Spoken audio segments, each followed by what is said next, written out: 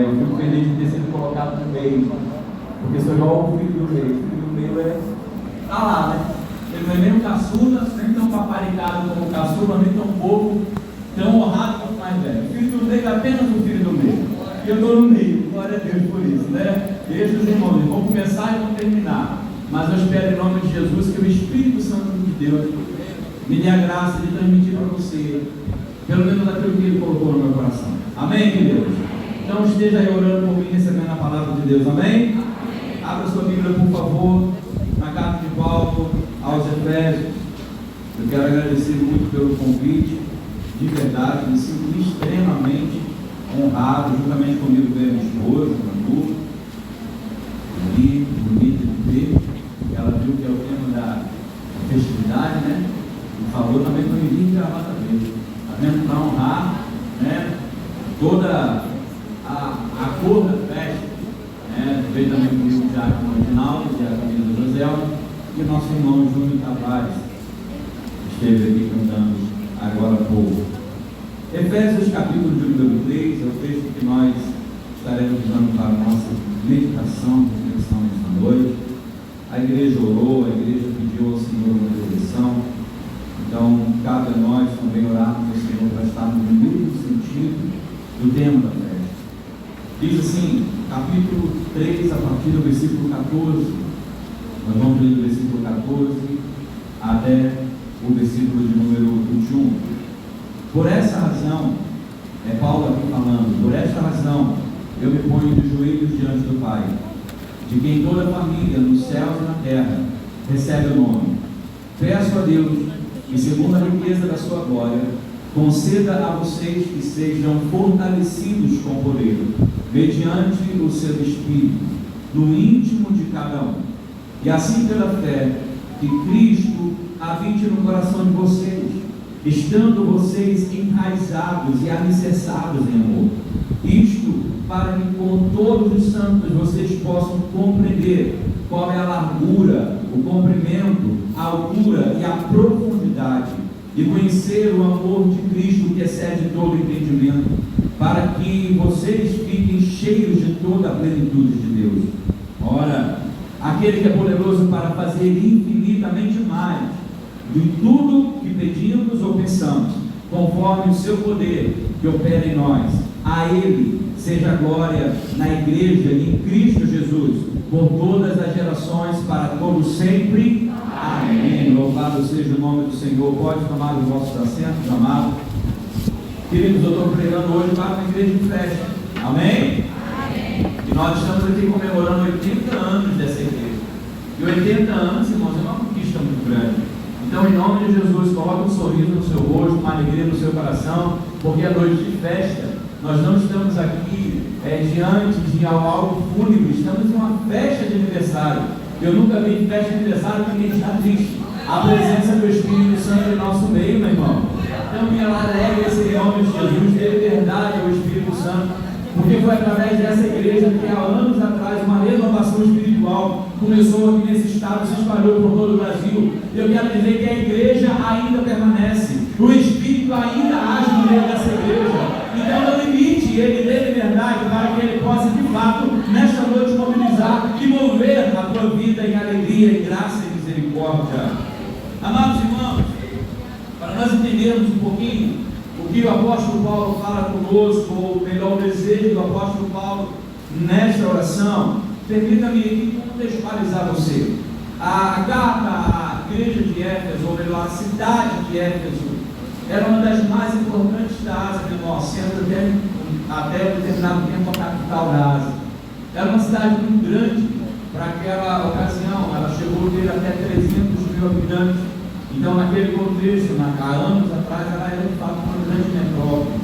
Era uma cidade que ela tinha um comércio pujante, ela tinha muitos recursos financeiros, porém, era uma cidade que se baseava também a sua economia à venda de lixos, à venda de bonecos de adoração, de símbolos de adoração, tendo em vista que nessa cidade que abrigava o templo da deusa Diana, uma deusa adorada pelos Efésios, a grande Diana dos Efésios. Nessa cidade que abrigava tudo isso. O apóstolo Paulo teve uma rápida passagem quando foi para Corinto. Foi nesse lugar, nesse tempo, que deixou Priscila e Áquila trabalhando aqui. Mas posteriormente ele volta e fica nessa cidade durante 3 anos. Nessa cidade, nessa grande cidade, nessa importante cidade, houve um reavivamento espiritual. Através da pregação de Paulo, muitas pessoas se converteram. Muitas pessoas começaram a queimar os livros de práticas mágicas, começaram a entregar-se ao Senhor e a abandonar a idolatria. Porque é assim que acontece quando o Espírito Santo de Deus começa a falar. Porque quando o Espírito age, quando o Espírito faz, não é o instrumento em si, mas aquele que usa o instrumento. E o Senhor vai e leva Paulo àquela cidade fechada pela idolatria. Mas a Bíblia diz que as portas do inferno não prevalecem contra a igreja. Isso significa que quando a igreja avança, as portas que antes estavam protegendo as sortes do inferno caem. Porque porta não é ataque, porta é um instrumento de defesa do inferno. Mas enquanto a igreja está avançando, enquanto a igreja está pregando, as portas estão caindo. E as portas não prevaleceram contra a pregação de Paulo, de maneira que muitas pessoas se converteram, a tal ponto de os comerciantes daquela ocasião, daquela cidade, começaram a ficar incomodados pela pregação do Evangelho, até mesmo porque, estando abalando a economia, eles estariam agora tendo prejuízo. O reino de Deus estava sendo pregado, o Evangelho estava sendo pregado, a idolatria estava sendo abandonada, as práticas ocultistas estavam sendo abandonadas, aqueles que faziam bichos de Ana se convertiam, e isso começou a danificar, a fracassar o comércio tão importante que era o comércio da idolatria, que gerava tanto dinheiro, de maneira que eles se levantaram inclusive contra Paulo, tentaram parar Paulo, mas a obra que Deus faz, irmão, ninguém para. Foi cantado aqui, a obra santa, parece que o refrão que ele fala, a obra santa, Deus abençoa, o que é? Nem o inferno pode acabar. Quando a obra é de Deus, irmão, pode se levantar todo tipo de demônio. Não vou aqui citar nome porque nós não precisamos dar crédito a eles, mas pode se levantar toda a hoste do inferno quando Deus está com as mãos sobre a sua obra, e o inferno só se levanta para cair. É por isso que essa igreja tem estado aqui durante 80 anos, porque para chegar aonde você está hoje, muitas pessoas tiveram que enfrentar lutas muito ferrenhas, mas o Senhor sempre esteve com as mãos sobre este lugar, e é por isso que a igreja está avançando, é por isso que a igreja vai continuar avançando, até o dia que o Senhor vier nos buscar, para com ele explorarmos e reinarmos no céu. Mas aí, naquele momento, Paulo agora planta a igreja. A igreja de Éfeso estava agora estabelecida, e a igreja de Éfeso se tornou uma das mais importantes igrejas do primeiro século, junto com Antioquia e com a igreja de Jerusalém. Jerusalém é a igreja mãe, Antioquia a igreja missionária, mas a igreja de Éfeso, ela sobrepôs ela passou na frente. Através da igreja de Éfeso, muitas outras cidades circunvizinhas foram alcançadas pelo Evangelho. Então ela não apenas se tornou uma cidade importante economicamente, mas se tornou também importante espiritualmente. Aquela igreja se tornou uma igreja relevante naquela localidade. Aquela igreja se tornou uma igreja importante naquela localidade, cumprindo o papel de sal, cumprindo o papel de luz, porque este tem que ser o papel da igreja. A igreja ela não pode passar no anonimato. A igreja onde ela foi colocada, estabelecida, seja ela uma igreja de grande porte, como a igreja, a segunda igreja batista de Casa Amarela, ou talvez uma igreja de pequeno porte, onde talvez 15 ou 20 membros se congregam. Mas quando uma igreja é plantada, ela tem que ser referência. Onde uma igreja é estabelecida pelo Senhor, ela tem que fazer a diferença na sua circunvizinhança. Ela tem que pregar o Evangelho. Entenda, irmãos, que nem toda igreja vai crescer tanto, mas a igreja, ela muitas vezes vai pregar o Evangelho e ganhar almas para outros rebanhos. Para você chegar aqui hoje, talvez foi aquele vizinho seu, sabe, anonimato, que pregou o Evangelho para você, e hoje você está em uma igreja bíblica, uma igreja saudável, mas teve alguém lá atrás que foi usado pelo Senhor, que fez a diferença, que marcou a diferença. Talvez não existe mais, talvez alguns que estão aqui entregaram a vida para uma igreja pequenininha, talvez de nada naquele bairro, de 10, 15 pessoas, onde pregou o seu Evangelho para aquela pessoa. alcançada, porque o poder da igreja não está no tamanho que ela tem, mas sim na influência que ela exerce na localidade onde ela é colocada. Até mesmo porque, se não exercermos influência, nós perdemos o sentido. Eu tenho pensado algum tempo atrás, que tipo de igreja nós temos sido no Brasil. Estima-se que somos cerca de 60 milhões de pessoas. Não posso errar os dados, mas eu acho que isso. 60 milhões de pessoas. Só que eu fico me perguntando, irmãos, qual é a diferença que nós, como 60 milhões de pessoas, temos notado? Hoje a gente prega o evangelho que começou com 12 homens que aprenderam de Jesus lá há 2000 anos atrás. Hoje nós falamos de homens como Paulo, falamos de homens como Pedro, homens que muitas vezes não pregaram para a multidão, mas que eles exerceram a influência, eles agiram como sal, agiram como servo do Senhor. E hoje uma igreja brasileira que tem 60 milhões de pessoas não consegue muitas vezes mudar a realidade de um bairro, não consegue mudar a realidade de uma localidade. Por quê? Porque muitas vezes nós estamos nos calando, estamos deixando de influenciar para sermos influenciados. Mas não podemos ser uma igreja séria, uma igreja morta, uma igreja que não exerce influência alguma. Quando o Senhor fala para João, falar para aquela igreja, ele disse que dela fosse quente ou frio, mas porque és morno, estou a ponto de morrer. Quando as pessoas às vezes nesse texto pensam que ser crente ou frio, da Bíblia você fala, não é melhor ser frio, ser quente no mundo do que frio na igreja. Não tem nada disso. Ali está fazendo menção a duas cidades que ficavam fazendo divisa, podemos dizer, vizinhas de Laodiceia, a cidade de Herápolis e Colossos. Uma que tinha águas quentes, águas termais, como Caldas Novas, como Caxambu, lá em Minas Gerais, e uma outra que era conhecida por águas frias. As águas dessa cidade desciam e passavam por Laodiceia, tornando as águas de Laodiceia nem refrescantes e nem relaxantes. Água morna serve para quê? Para nada. Aí no calor você não toma água morna. Se quer tomar um café, você não faz com água morna. A água morna só torna náusea, só faz ter náusea. E aqui, quando o Senhor fala para aquela igreja, ele fala: vocês não estão fazendo diferença. Vocês não estão fazendo diferença, mas louvado seja o nome do Senhor. Que em meio a uma sociedade onde igrejas não fazem diferença, existem igrejas que ainda estão levantando a bandeira do Evangelho. Existem igrejas que ainda estão propagando o verdadeiro Evangelho, que não estão mercadejando a fé, que não estão negociando princípios, que está dizendo que Jesus salva, que Jesus liberta, que Jesus morreu pelos nossos pecados e que um dia vai voltar para nos levar para o céu. Louvado seja o nome do Senhor. A igreja de Éfeso, ela se tornou uma das mais importantes influências do seu tempo. Como eu disse, ainda mais influente do que a igreja de Jerusalém, que a igreja missionária de Antioquia, e ela ultrapassou.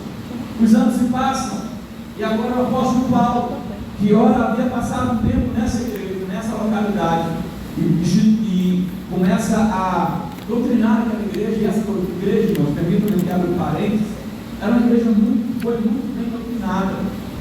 Nada mais, nada menos quem passou por ela: Priscila, Ágata, Apolo, Paulo, Timóteo e o apóstolo João.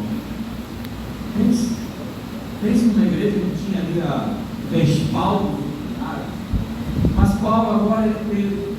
E ele vai para a sua prisão, a primeira prisão de Roma, e lá ele escreve uma carta para essa igreja. Além dela, ele escreve para as outras demais igrejas, Filipenses, Colossenses e Filemão, que são chamadas inclusive epístolas da prisão. Paulo escreve uma carta, alguns estudiosos dizem que a carta que ele escreveu aos Efésios é chamada a rainha das cartas de Paulo. É a carta onde a doutrina da igreja, no seminário diz a eclesiologia, falei quase mistério aqui agora, pastor Rodrigo quase virou. A eclesiologia, ela é apresentada de uma forma muito clara, muito forte. E essa carta, alguns dizem que ela não era uma carta específica para uma igreja. O termo, lá no capítulo 1, ele fala assim: pela vontade de Deus, aos santos que vivem em Éfeso. Em alguns manuscritos não tem a palavra Éfeso. E eles acreditavam que esta carta, o teor desta carta era tão importante, que não era apenas para uma igreja, mas era uma circular para as igrejas da Ásia. Tamanha a importância que esta carta representa. Tamanha a importância que o conteúdo desta carta é. E agora, dentro desta carta, o apóstolo Paulo apresenta aos leitores desta carta duas orações que ele faz para a igreja. A primeira está lá no capítulo 1, do versículo 15 até o versículo 23. E a segunda é justamente essa que nós acabamos de ler, do versículo 14 até o versículo de número 21. Aqui são duas orações do apóstolo Paulo. Aqui não é uma recomendação de Paulo, aqui não é uma direção de Paulo, aqui o apóstolo Paulo está apresentando àqueles leitores um pedido que ele fez a Deus. É interessante que ele começa no versículo 14 e diz: por essa razão que foi de judeu. Era comum os judeus orarem de pé, mas Paulo, em uma posição de humilhação, de quebrantamento, ele se coloca de joelhos perante o Deus Pai, louvado seja o nome do Senhor, para interceder por aquelas pessoas. E dentro desta oração, o apóstolo Paulo faz dois pedidos bem importantes. No versículo 16, ele faz o primeiro pedido dizendo, ele diz assim: peço a Deus que, segundo a riqueza da sua glória, conceda a vocês que sejam fortalecidos com poder. O primeiro pedido que o apóstolo Paulo faz a esta igreja é que eles pudessem ser fortalecidos pelo Espírito. Mas não era um fortalecimento para a operação de milagre, era sobretudo um fortalecimento para crescer na fé e amadurecer na fé. Louvado seja o nome do Senhor. Não era um poder que era apenas manifestação visível, algo que hoje muitas pessoas querem, poder para que as pessoas vejam que estão cheios, que as pessoas vejam que tem muita unção. Eu tenho falado alguns dias na igreja que ser espiritual é diferente de ter dons espirituais. A igreja de Corinto era uma igreja que tinha todos os dons. O apóstolo Paulo fala que não faltava nenhum dom àquela igreja. Mas o mesmo parece até um contraditório, porque mesmo tendo todos os dons de profecia, dom de língua, dom, sabe, de revelação e tudo mais, era uma igreja que era carnal. Ser espiritual não tem nada a ver de ter dons, porque quando nós somos amadurecidos no Espírito, quando nós somos de fato fortalecidos no Espírito, mesmo que os nossos dons não sejam visíveis às pessoas, nós somos guiados pelo Espírito. Nós somos guiados pelo Espírito. E a maior prova de que alguém é cheio e fortalecido do Espírito não é o fato dele falar em línguas, mas sobretudo de ter o domínio próprio para controlar ela. Porque os frutos do Espírito, eles são muito mais importantes do que os dons do Espírito. A Bíblia diz que o próprio Senhor Jesus Cristo disse que naquele dia muitos vão dizer: Senhor, em teu nome nós curamos, em teu nome nós profetizamos, em teu nome nós expulsamos demônios. Mas o Senhor vai dizer: apartai-vos de mim, porque eu nunca vos conheci. Eram pessoas que manifestavam o dom, mas não tinham fruto. E você precisa entender, irmãos, que uma igreja fortalecida é uma igreja que gera frutos para a glória do Deus Pai. O próprio Senhor Jesus Cristo disse que aquele que estando nele não der fruto, não serve para nada, ele é cortado. Mas louvado seja o nome do Senhor. Foi cantado neste hino aqui, uma igreja que há anos atrás começou numa pequena casa, e depois não houve mais lugar naquela casa, e foi aumentando, e foi aumentando, e foi aumentando. E você agora está do lado de um fruto desta igreja. Você agora está do lado de alguém que foi gerado nesta igreja. Louvado seja o nome do Senhor. E é isso que nós precisamos entender, que a igreja, ela não pode ser como uma panela de pressão, que dentro dela faz barulho, faz zoada. A igreja, ela manifesta o poder quando ela vai lá fora, quando ela prega os perdidos, quando ela traz a palavra, quando ela ensina, quando ela mostra o caminho, quando ela se mantém firme para não negociar o evangelho. Aprenda uma coisa, irmão: nem tudo que dá certo é certo. Tem coisas que dá certo, tem coisas que as pessoas querem avaliar pelos olhos humanos. Ah, mas aquela igreja está muito cheia. Por quê? Porque nós estamos fazendo uma coisa hoje. Nem tudo que dá certo é certo. É melhor nós esperarmos que o Espírito Santo nos fortaleça e que Ele, através da presença na nossa vida, comece a gerar frutos. Louvado seja o nome do Senhor. Então Paulo, ele pede que aquela igreja pudesse ser fortalecida pelo Espírito, o vigor para fazer crescer e tornar crentes maduros e espirituais. O segundo pedido que o apóstolo Paulo faz no versículo de número 17, ele diz assim: assim, pela fé, que Cristo habite no coração de vocês. Agora, essa palavra habitação, neste contexto aqui, eu não vou ficar arriscando tentando falar uma palavra grega, né? Porque eu sei muito mal o português, né? Às vezes eu me envolvo nas palavras, né? Para vocês, deixa eu dar um país aqui. Eu estou pregando para você um milagre, irmão, tá? Porque eu era fã, né? Eu era para ser fã, né? Eu tive que obreiro, eu fui dispensado do serviço militar porque eu não falava direito. Falava mesmo. É assim que falava. Adu, Natan. Mas Jesus trabalhou na minha vida e estendeu com carinho. Eu não servia para o exército brasileiro, mas glória a Deus, que eu servi para o exército general de Jesus, né? Então não me cobre falar a palavra grega, porque só Jesus na causa. Mas não, um termo grego. Essa palavra habitação, ela significa morada permanente. A oração que Paulo fazia a Deus é que os leitores desta carta não fossem pessoas que experimentavam a visitação de Jesus, mas sim que o próprio Senhor Jesus Cristo habitava verdadeiramente, permanentemente e com liberdade no coração. Há pessoas que vivem momentos de visitação, há pessoas que vivem momentos de gratidão, de comunhão. Mas eu quero dizer, querido, que através da salvação de Cristo Jesus, nós nos tornamos templo e santuário dele. Ele agora mora em nós, louvado seja o nome do Senhor. Fazemos uma oração corriqueira, às vezes na igreja, até de forma errada, dizendo: Senhor, tem que visitar nesta noite. Como Ele vai visitar se nós somos a habitação dele? Nós somos de morada permanente. Quando você sai deste lugar de culto, o Senhor está contigo, o Senhor está na tua vida. Você precisa ter isso, irmão. É uma habitação permanente. Agora, nesta habitação permanente, ele também tem que ter liberdade. Quando Paulo ora para que aqueles homens pudessem receber Cristo no seu coração e Cristo pudesse habitar, ele não está dizendo apenas tratando Jesus como aquele que vai sentar na sala de estar da tua vida. Porque às vezes a gente trata Jesus assim: vem Jesus, entra na minha casa, e nós colocamos Jesus lá na sala de estar, no lugar mais arrumado da casa. Quando você recebe uma visita, o lugar que você mais arruma é onde? Na sala. Porque é lá que você vai receber a visita. Aí você chega na casa de alguém, a casa está sempre arrumada. Você pensa, não, a gente pensa que a casa que a gente está visitando sempre anda em obra. Não é verdade? Mas não é bem assim. Só que quando a gente vai ter intimidade com as pessoas não tem conversa na sala. As pessoas às vezes vão para a cozinha, as pessoas às vezes usam alguns cômodos mais íntimos, e às vezes chega até o cômodo mais íntimo da casa do pai. Em toda a casa, pelo menos quase todas, tem sempre um lugarzinho da bagunça. O quarto da bagunça. Que é aquele quarto que a gente não mostra para ninguém. Não tem graça não mostrar o quarto da bagunça por um instante. Mas quem habita na casa sabe aonde é o quarto da bagunça, sim ou não? Quando a Bíblia fala que o Senhor tem que habitar no nosso coração, está querendo dizer que até aquele quarto de bagunça da tua alma, você não está ligado para Jesus, irmão. Até aquele lugar que você não quer que ele entre, você tem que deixar ele entrar, porque ele mora na tua casa, ele é a habitação sua. Ele quer ter liberdade para entrar em áreas da tua vida que você não quer contar para ninguém.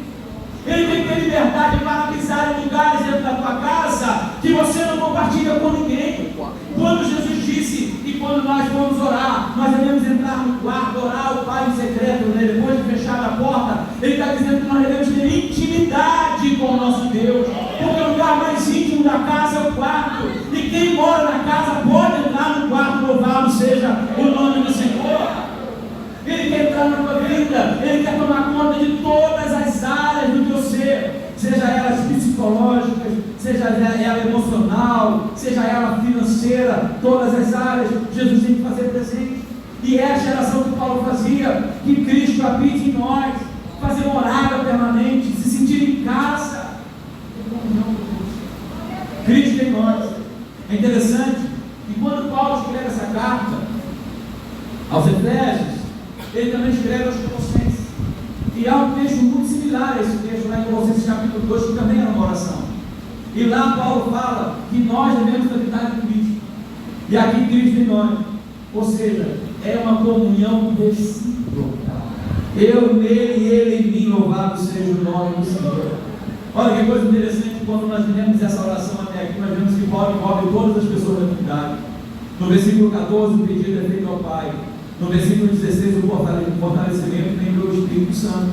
E no versículo 17, é Cristo agora habitando em nós. Louvado seja Deus.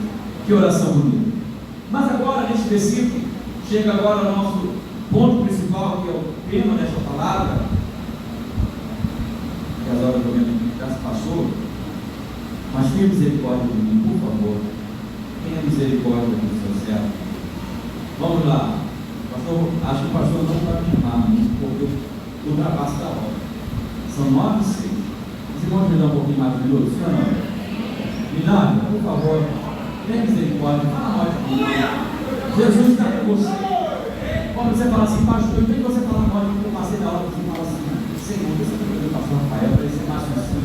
Ele fala demais. Faça assim, eu peço oração para vocês por causa disso, mas não tem pedido não, pelo amor do Pai eterno. Amém? Vamos lá. E o texto nessa oração, versículo 17, o apóstolo Paulo diz o seguinte: e assim pela fé Cristo habita em vós, ou habita no coração de vocês, estando vocês enraizados e alicerçados.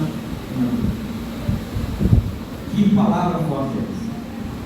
O desejo que Paulo tinha para que a igreja fosse uma igreja enraizada, como diz aqui o texto de cima, arraigadas, que as suas raízes fossem profundas, que as suas raízes estivessem sendo colocadas no lugar seguro. Qual é a importância de estarmos enraizados, edificados? Quando nós lemos aqui, nós percebemos que Paulo usa duas palavras, uma da botânica, que é a raiz, e outra da construção civil. E nela, o apóstolo Paulo demonstra o desejo que ele tinha pela igreja. Estar enraizado significa estar firme e verdadeiro. Por quê? Porque uma planta, a parte principal dela é uma raiz. A raiz é que sustenta uma planta. A raiz é que nutre uma planta.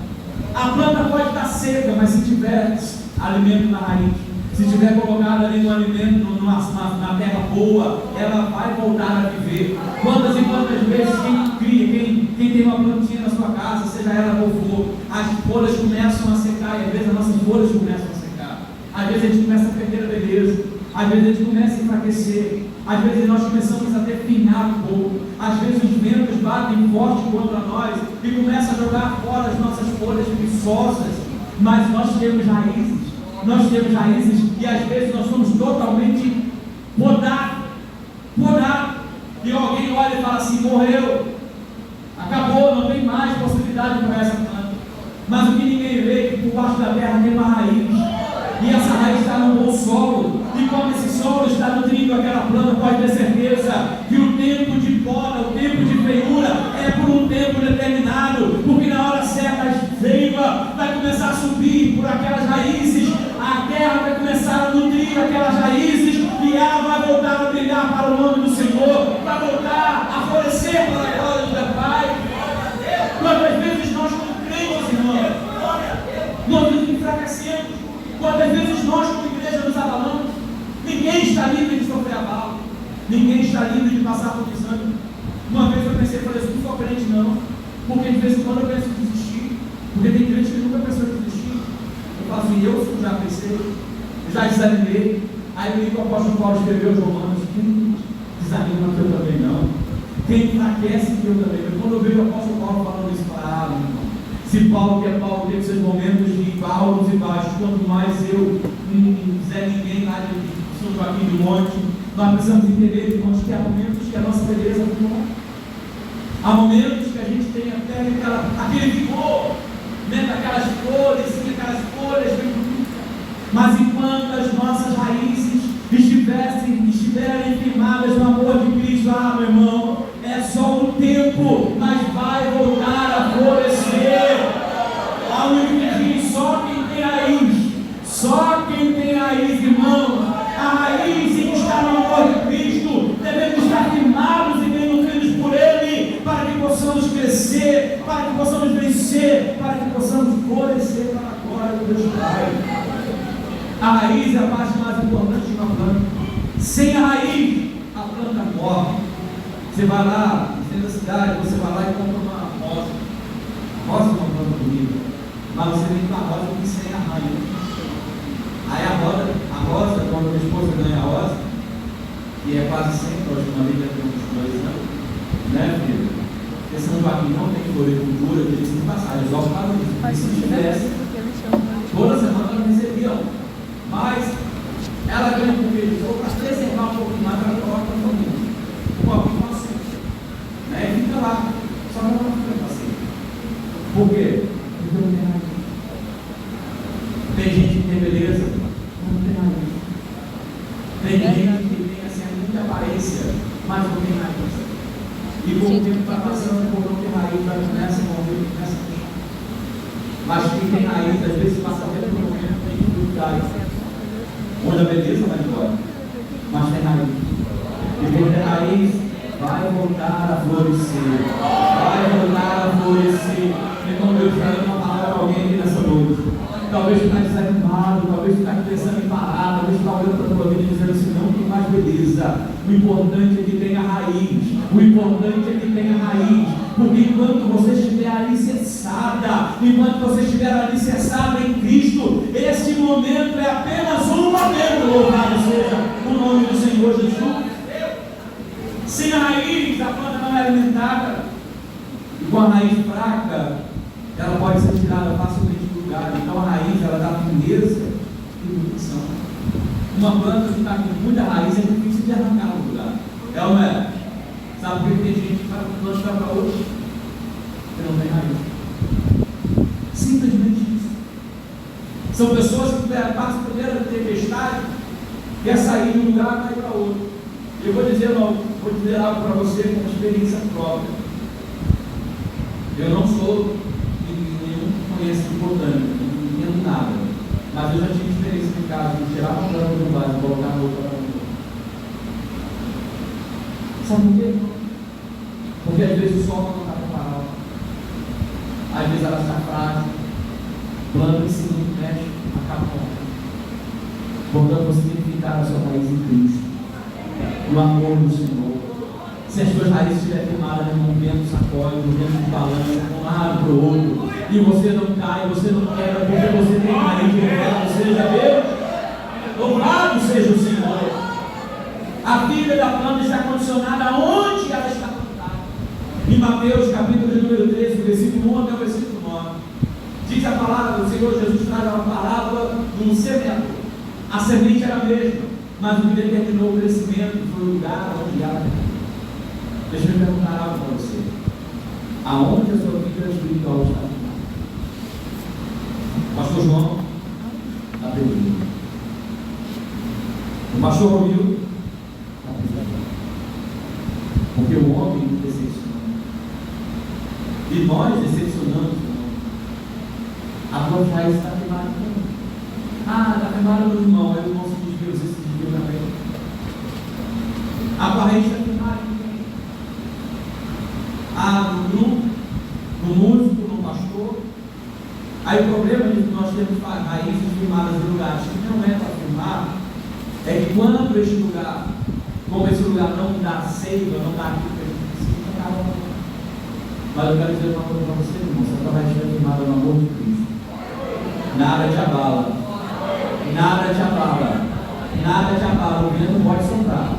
As folhas podem cair, mas você continuará vivo. Você continuará vivo para a glória do Senhor. E você precisa entender isso. E se você estiver bem plantado, a Bíblia diz em Isaías capítulo 61, verso 3, que foi o Senhor que se plantou como o quê? Carvalhos de justiça. Vocês estão desfrutando da roda de carvalho. E eu fui pesquisar um pouquinho sobre o carvalho. E dizem que o carvalho é uma árvore que durante as tempestades se torna cada vez mais resistente. Que as suas raízes se firmam e se aprofundam mais e mais durante o tempo de adversidade. Quem é carvalho aqui? Quem é carvalho aqui? A igreja, a segunda igreja batista de Casa Amarela, está desfrutando da boda de carvalho. E pode ter certeza que quanto mais dificuldade essa igreja passar, mais alicerçada, mais firmada ela estará em Cristo Jesus. Mais firmada, porque quando o vento vem, a gente se apega naquele que é nosso sustentáculo. Quando a tempestade se levanta, a gente se agarra em Cristo, porque é Ele que nos firma, Ele é a tua terra, Ele é o sol que traz o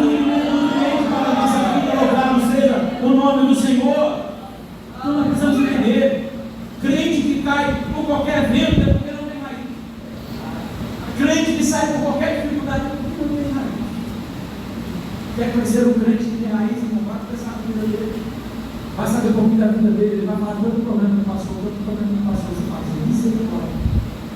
Se eu passasse metade desse problema que ele passou, eu não aguentaria. Mas sabe por que eu cantou?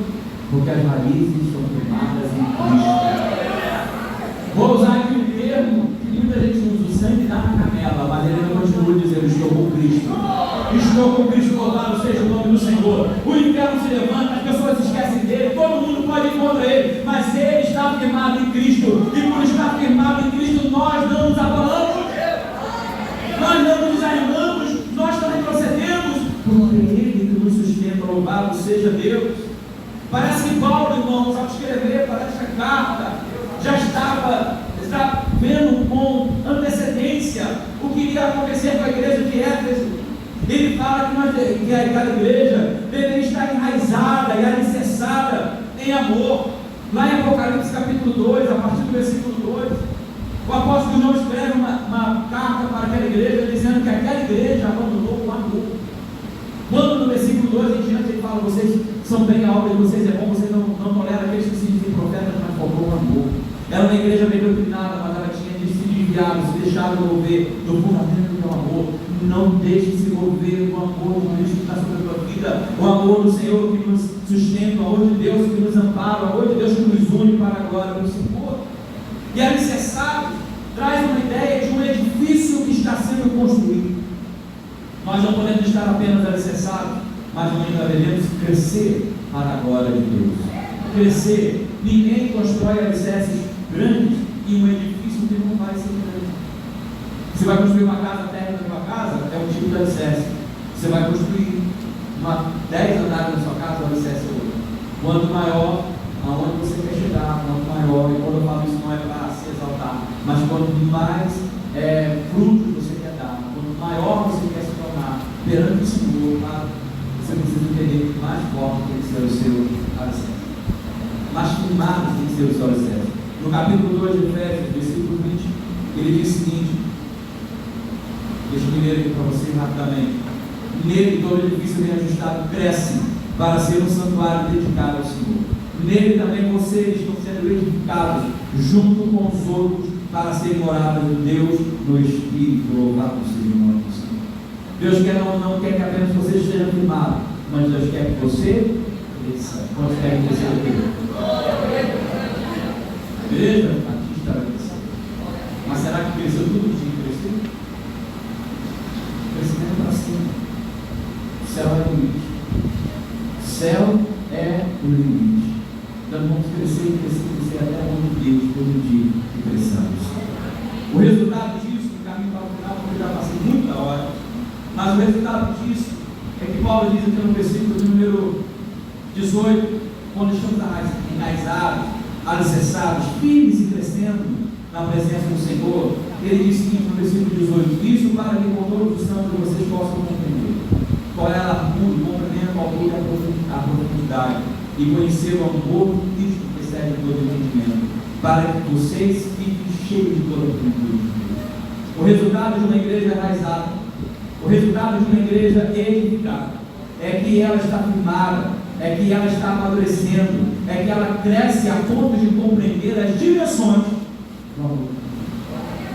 Uma igreja que consegue compreender as dimensões do amor de Cristo.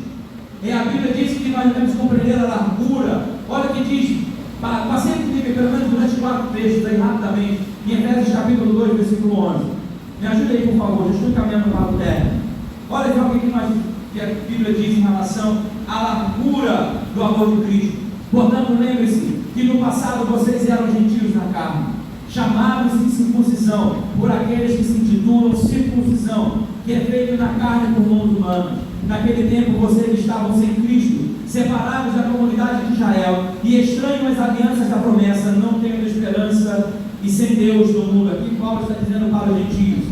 Mas, versículo 13, mas agora, em Cristo, vocês que antes estavam longe, olha a largura, chegando longe, aos gentios, foram aproximados pelo sangue de Cristo, porque Ele é a nossa paz, de 2 povos, judeus e gentios, fez Ele um só, e na sua carne derrubou a parede de separação que estava no meio, a inimizade. Cristo aboliu a lei dos mandamentos na forma de ordenanças, para que com 2 criassem-se mesmo uma nova humanidade fazendo a paz, e reconciliar-se ambos em um só corpo com Deus, por meio da cruz, destruindo a inimizade por meio dela. Olha a largura, vai até os confins da terra. E quando veio, Cristo evangelizou paz a vocês que estavam longe, e a paz também os que estavam perto, por meio dele, ambos temos acesso ao Pai em um só Espírito. Assim, vocês não são mais estrangeiros e peregrinos, mas concidadãos dos santos e membros da família de Deus, edificados sobre o fundamento dos apóstolos e profetas, sendo ele mesmo o Cristo Jesus a pedra angular. Nele todo edifício bem ajustado cresce, como o texto que nós acabamos de ler, dedicado para o Senhor. Qual é a largura? Essa igreja tem compreendido qual é a largura do amor de Deus. Sabe por quê? Porque a largura é aquela que vai até os confins da terra, é aquela que cabe todo mundo. Essa igreja que tem missionários em outros países, por quê? Porque ela acredita que o amor de Cristo é para aqueles que estão lá longe também.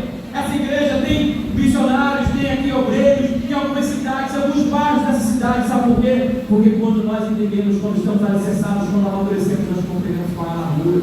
Qual é a largura do amor de Cristo? É aquele que abraça a todos, é aquele que recebe a todos que querem o receber como Senhor e Salvador da sua alma. Você está entendendo o que eu estou querendo dizer nessa noite? A largura do amor está descrita lá em João capítulo 3, versículo 16. Porque Deus amou o mundo. Essa é a largura. Qual é a largura do amor de Cristo? É o mundo inteiro. O amor dele cobre toda a terra. O amor dele vai até os confins da terra. O amor dele vai até os rincões da terra. Louvado seja o nome do Senhor. E uma igreja enraizada, uma igreja edificada entende isso. E é por isso que investe na obra de missões, na obra evangelística. Mas o apóstolo Paulo também fala que nós devemos compreender qual é o cumprimento do amor de Cristo. E este cumprimento se estende de eternidade a eternidade. O profeta, através do Senhor Deus, através do profeta, disse com amor eterno: eu chamei, louvado seja o nome do Senhor. Quanto ao passado, diz a palavra no capítulo 1 de Efésios, versículo 4, olha só, o amor do Senhor é antes mesmo da fundação do mundo. Ele diz assim: antes da fundação do mundo. Repita comigo: antes da fundação do mundo. Antes de tudo existir, Deus nos escolheu nele para sermos santos e irrepreensíveis diante dele, em amor. Em que, irmãos? Amor nos predestinou. O amor do Senhor é antes que houvesse um dia na terra. Ele já nos amava na sua onisciência. Ele já amava cada um de nós. O amor dele é eterno. E eterno não é aquele que não tem fim, mas é aquele que não tem começo e nem fim. Ele apenas existe. Louvado seja o nome do Senhor. Este é o cumprimento do amor de Cristo. Ele se estende até a eternidade. Mas também o apóstolo Paulo fala que nós devemos compreender qual é a profundidade do amor. A profundidade. Nós todos estávamos atolados num lamaçal de pecado, caídos num abismo que nos conduziria à morte eterna.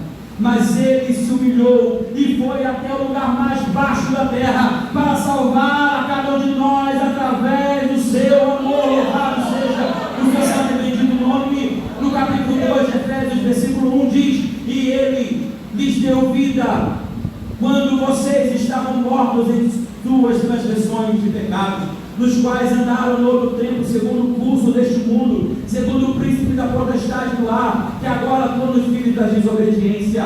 Entre eles também nós andávamos no passado, segundo as inclinações da nossa carne, fazendo a vontade da carne e dos pensamentos, e éramos por natureza filho da ira, como também os demais. O amor do Senhor é profundo. É profundo. Ele foi te buscar onde ninguém queria te buscar. Ele trouxe pessoas aqui onde ninguém dava nada. Pessoas que estavam na sarjeta, pessoas que estavam na prostituição, pessoas que estavam dentro de um lamaçal do pecado, num abismo de pecado. O Senhor enviou seu Filho para te tirar de lá.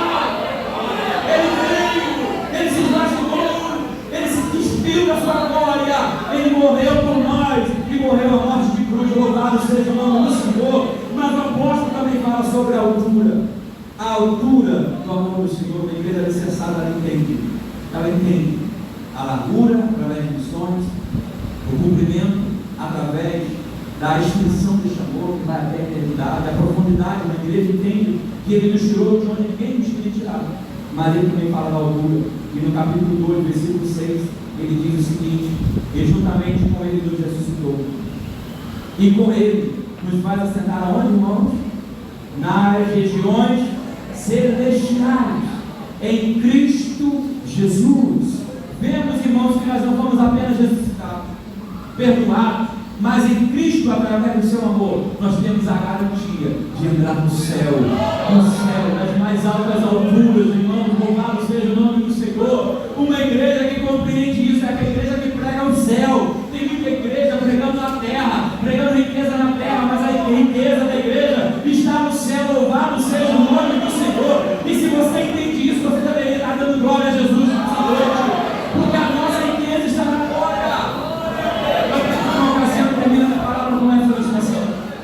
Um homem estava na igreja, cada vez que o pastor começava a pregar sobre o céu, ele dava glória, glória, glória, e isso começou a incomodar quem estava lá. No dia seguinte, o pastor foi procurar aquele homem. Ele foi lá no meio da plantação daquele homem. Aquele homem saiu, veio sujo de barro, com um chapéuzinho dele na cabeça. Ele disse: irmão, eu queria conversar com você ontem na conferência. Isso não era o pastor da igreja batista de Casa Amarela, não, tá bom? Era o que gostava dos glórias, né? Porque o barulho incomodava. E ele chegou e falou assim: irmão, não está incomodando. Eu disse: por que, pastor? Porque ele está falando muita glória, está glorificando muita glória. Isso está incomodando as pessoas. Ele disse: pastor, olha a minha casa. Está vendo aquela casinha de talho para embaixo, pastor? Aqui em casa. É terra batida, pastor. Ela não tem mais janela direito. Mas ontem, quando o pregador estava dizendo e pregando, ele estava dizendo que nós teríamos uma mansão no céu, pastor. Como não dá glória por isso, pastor? Pastor, olha a minha camisa. Eu só tenho duas, uma para trabalhar e outra para vir. E sabe o que o pastor pregou ontem? É que quando a gente chegar no céu, nós vamos nos vestir de linho finíssimo. Pastor, como não dá glória por isso? Ele disse: pastor, olha o meu chapéu, pastor. Não tem nem mais a copa dele, só tem a aba. Olha, mas ontem o pastor pregou e disse que quando eu chegar no céu, pastor, eu vou receber uma coroa vinda da parte do meu Senhor. Como não dá glória para aqueles que têm esperança no céu? Louvado seja o nome do Senhor Jesus. Irmãos, uma igreja que entende isso é uma igreja arraigada, é uma igreja edificada, que ela começa a compreender. Paulo termina esse ano para que nós possamos entender a plenitude. Irmãos, nunca vamos ter a plenitude de Cristo na nossa vida. Nunca. Tentar colocar a plenitude da divindade em nós é como tentar encher um dedal com uma água do oceano. É impossível, porque Deus é imensurável, é incalculável, é o tamanho dele. Mas não é porque eu não consigo colocar e entender toda a plenitude que eu não vou buscar conhecer cada dia mais o Senhor. Vou continuar, como diz o profeta Oséias, conheçamos e prosseguamos em conhecer o Senhor. Então, irmãos, vejam que nós não vemos alcançar a plenitude aqui na terra, nós não vamos. Mas como foi cantado aqui, um dia nós veremos como Ele é. Um dia nós veremos como Ele é. Uma igreja arrejada, uma igreja edificada, tem essa esperança de um dia ver o seu Senhor como Ele é. E se você quer isso, diga glória a Deus, e diga glória ao Senhor. Que Deus nos abençoe.